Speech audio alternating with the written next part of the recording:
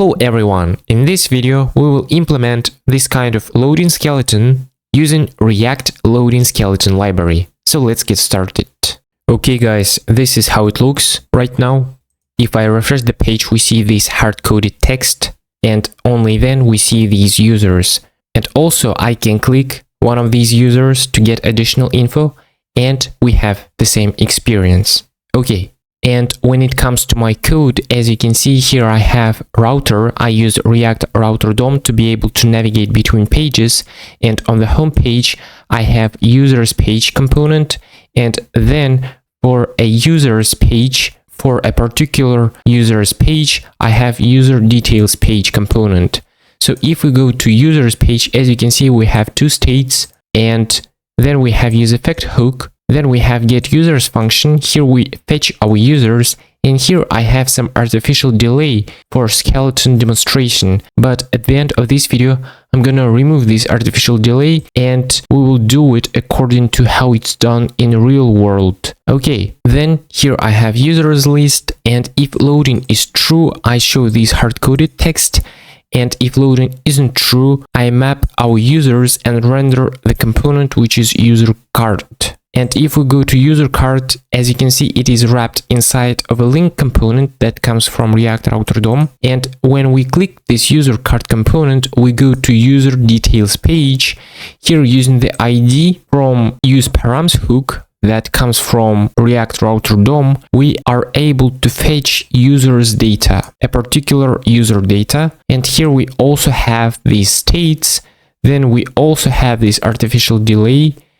And then when loading is true, we show this hard-coded text, otherwise we show users data. And then we can go back to the home page. Okay, so right now, this is how things look, and it isn't what we want. So let's open our terminal and stop our application. So let's clear our terminal and install the following library that we're gonna use today. And it is react-loading-skeleton. So let's install it. Okay, now let's restart our application again by saying npm run dev. Great. So now what I want to do next is that inside users details page, let's try to use import skeleton component. So let's try to use skeleton component from React loading skeleton. And now when loading is true, let's remove this paragraph and let's say that we want to have a div.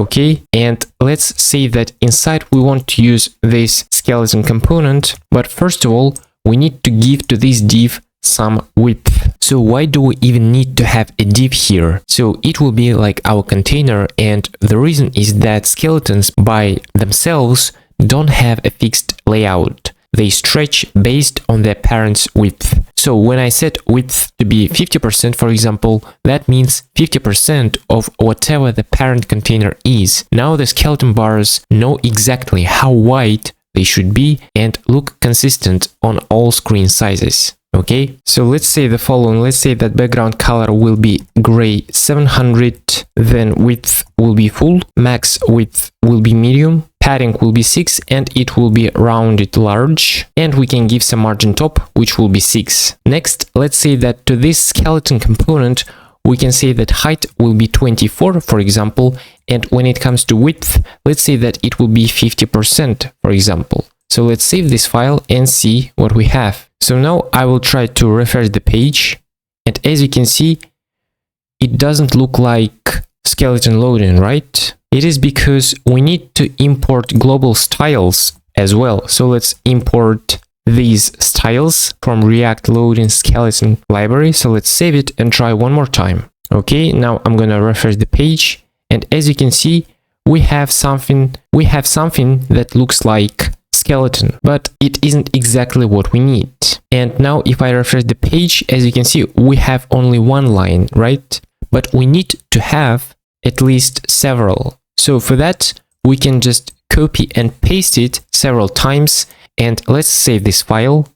Let's refresh it, and as you can see, now we have 3 skeletons. You can do it like this, or you can remove it and you can use the following property, which is count. So let's say that, for example, we want to have 5 skeletons. So let's save the file and refresh the page. As you can see, now we have 5 of them. Okay, and again, it isn't exactly what we need, and if we refresh the page, it doesn't look like what we need. So for that, we can do the following. First of all, let's say that we want to apply these styles globally to all our pages. Okay, so for that, let's take this, save the file, and go to app.g6. So now let's paste this import right here, and then we need to wrap our router inside of a skeleton theme component. So let's say skeleton theme from React loading skeleton. Okay, so let's wrap our application inside a skeleton theme. Okay, so let's save the file, and as you can see, now it really looks like loading skeleton.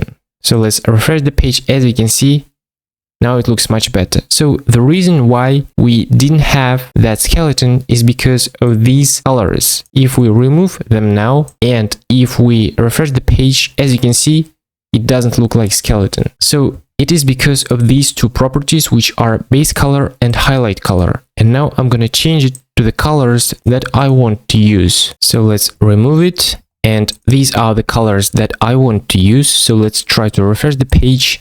And as you can see, now it looks much better. Okay, and now let's come back to user details page again. And I think that we want to remove this count property and do the following. What I suggest to do is that we can copy and paste this again and say that this one will have height which will be 20 and width will be 70%. Oops, let's say 70%. Then let's say that we want to have one more skeleton and it will be 16, height will be 16 and width will be 60%. So let's save it.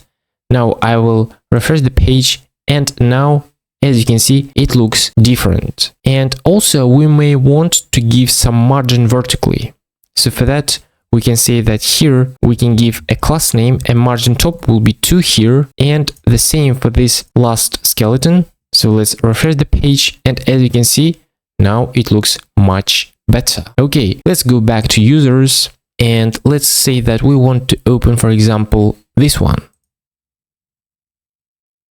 Okay, it is really great, guys. So now what we need to do next is that let's go back to users, and now when we are on the home page, we also want to use skeleton right here. We want to use skeleton for this icon and for these texts. For that, let's say that we want to create a separate component. So let's say that we want to create a component which will be called skeleton card.j6. Okay, so let's work with it. So here, first of all, let's import skeleton from React loading skeleton. Then we can do the following. Let's say that inside this div, we want to have 2 sections. This will be for avatar section. And for that, we can create a separate div. Okay. And here we can do the following. We can use a special skeleton, and here we can say that it will be just a circle. Then we can specify the height and width. So it will be a circle skeleton, and we give these properties. Okay, so it is for avatar section. Then we can have text section. Okay, and for the text section, we can create a div which will be flex1, and we can apply, for example, these skeletons. Okay, and now what we need to do next is to give some styles. Let's say that background color will be gray 700, width will be full, max width will be medium, and padding will be 4. It will be rounded large, and let's say that margin bottom will be 4. It will be flex, and items will be center, and we can give some space horizontally, which will be 4. Okay, so let's save this file, and now let's use this skeleton card component. So let's come back to app.g6 file, I mean to users page, sorry, and here let's remove this hard-coded text, and let's say that we want to use our component which is skeleton card.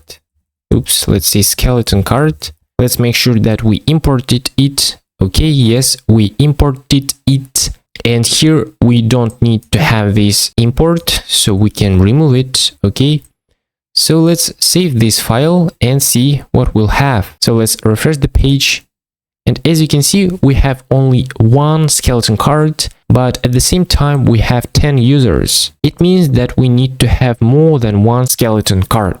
we can do it like this, and it means that we will have 4 of them, but it's really not efficient and the code is much more difficult to handle. So instead of this, we can try to use another smart approach. Let's say that we want to use array_from method. So let's say array.from, and here we can say that length, for example, will be 9 or 10 or whatever you want. Then let's say that we want to map our array, which is length is 9, okay? And here we don't need to have any element, so we use underscore, and in reality we need to use index because we have mapping. Since we have mapping, each child should have a unique key, so in this case we can use index for that. And when we do mapping, we render a skeleton card component, okay? So let's save it and refresh the page. As you can see, now we have a much better experience. Let's try to see it in bigger screens. So let's refresh the page. And as you can see, we have 9 skeletons, but we have 10 users. Okay, there is a difference, you can say. Then, if you don't like that, you can say that here we will have 10, for example. Okay, so let's refresh the page. And as you can see, now we have exactly 10. But in most cases, you can just say that it will be 9 and it will be just fine. There may be some cases where you don't know how many users you will have, but anyway, you need to show a skeleton and it's just fine to show, for example, 9, okay? Because you don't know how many users you will have, but anyway, you need to show skeleton loading. And now maybe some of you think that why here we have length, which is 10, and why is it hard-coded? Can't we use user's length? You can't use user's length. It's because when loading is true, users is still an empty array. So before the API finishes, user's length is equal to 0.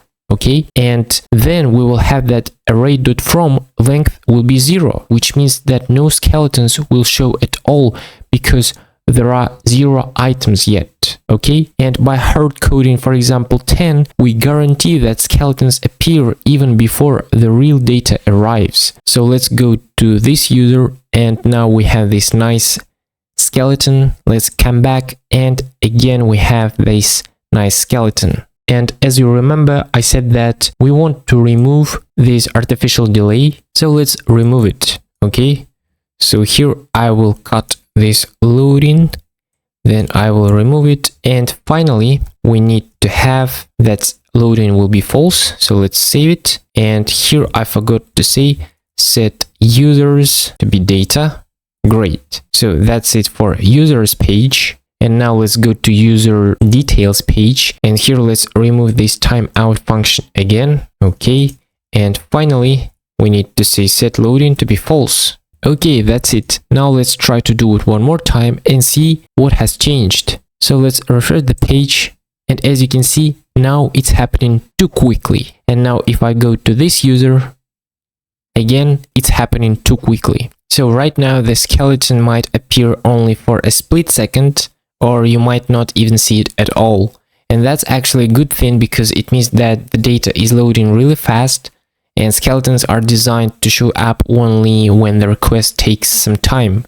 In real apps, APIs can be slower, or the user's internet connection might not be great. That's when this loading animation becomes useful. Okay, and that's it, guys. If you find this video helpful, please hit the like button and subscribe to this channel if you haven't done it yet. Thank you. I really appreciate it.